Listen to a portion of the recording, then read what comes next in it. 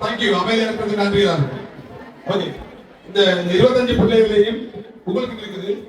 இந்த 25 பிள்ளைகளையும் வந்து 9 எடுத்தாங்கடா. உங்களுக்கு மட்டும் சொல்ல தரணும்.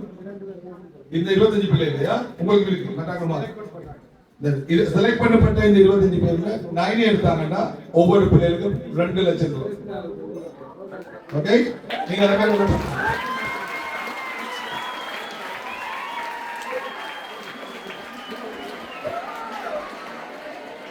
அதோட இப்ப வந்த பிள்ளைகள் வந்து நான் 9 எடுப்பேன்றார்கள். ஒரு கல்வியில் இருக்கணும்.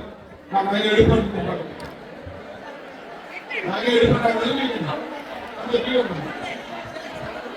9 எடுப்பேன் என்று ஒரு பிள்ளைகள் கொண்டாடுவீங்க. பிள்ளைகள் சட்டம் போடக்கூடாது. சட்டம் போடக்கூடாது.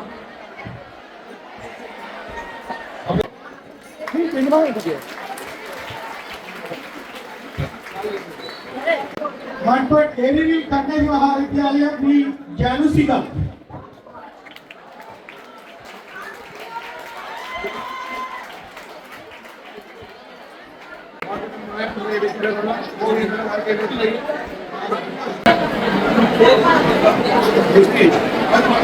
இரண்டாவதாக கவிலக்ஷி.